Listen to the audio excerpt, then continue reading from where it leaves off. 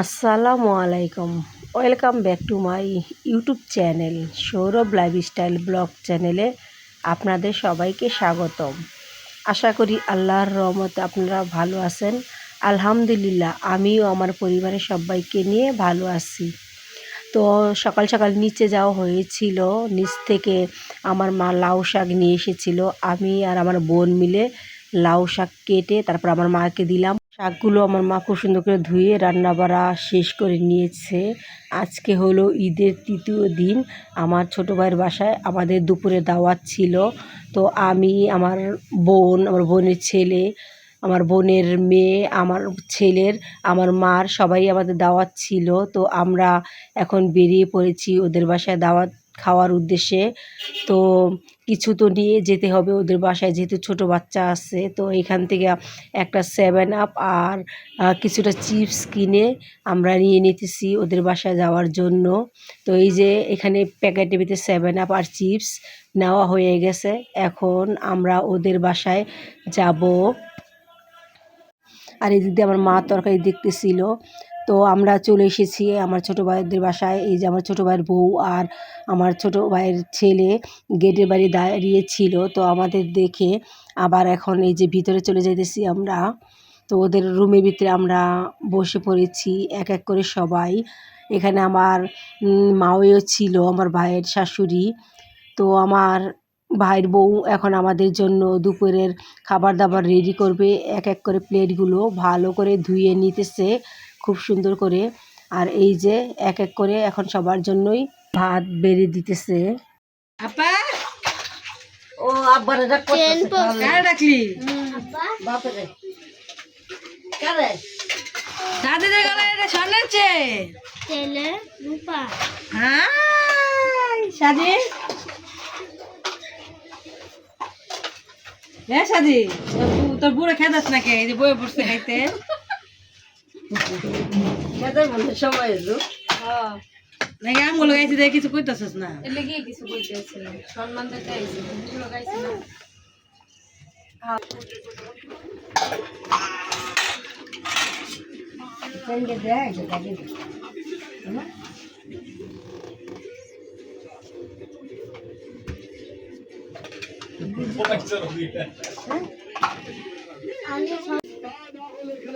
নাও না সাইডে সাইডে বই পড়, সবাই সাইডে সাইডে বই পড়। পারো না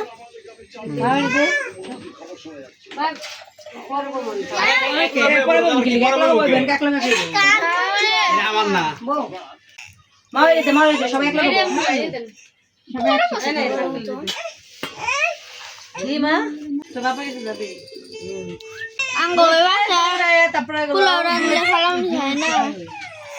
আজকে আমার ছোটো ভাইয়ের বাসায় রান্না করা হয়েছিল মুরগির মাংস, গরুর মাংস, ডিম আর সাথে চিংড়ি ভাত ছিল, আর পোলাও ছিল, সাদা ভাত ছিল।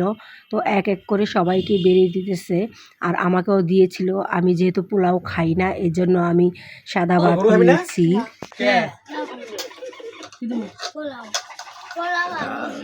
খাবি না কে গরু এগুলো খাবি না?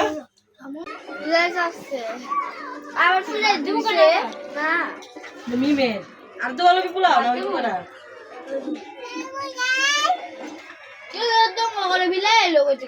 ওই বাইরে থেকে জাল কি এর জাল?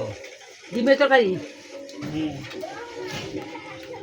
সারা দেখাইলো। কইতে জাল তোমার মুখে মনে সবসময় জালই লেগে থাকে। গরু বিলাই চাচ্ছে কাকু আরে গরু চাচ্ছে আর আম দিবে হলো পৃথিবীর ওর দিলে রাম। আলহামদুলিল্লাহ আমাদের খাওয়া দাওয়া শেষ হয়েছে। এখন এখানে আছে ড্রিঙ্কস। এই যে আমার ছোটো বোন গ্লাসে গ্লাসে ঢেলে দিতেছে আর আমরা সবাই এক এক করে খাইতেছি।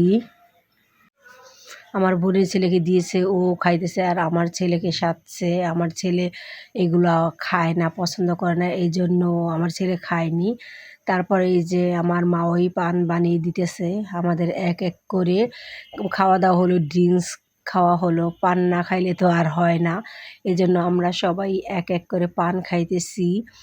এখন আমার ছোটো ভাইয়ের বউকে বললাম তুমিও খেয়ে নাও। এখন আমার ছোটো ভাইয়ের বউ একটু রিল্যাক্স হয়ে তারপরে ও খেতে বসেছে আর আমরা এখানে সবাই পান খাইতেছি।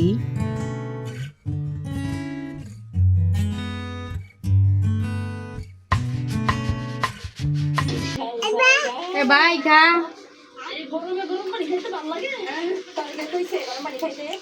ওই খেয়ালাই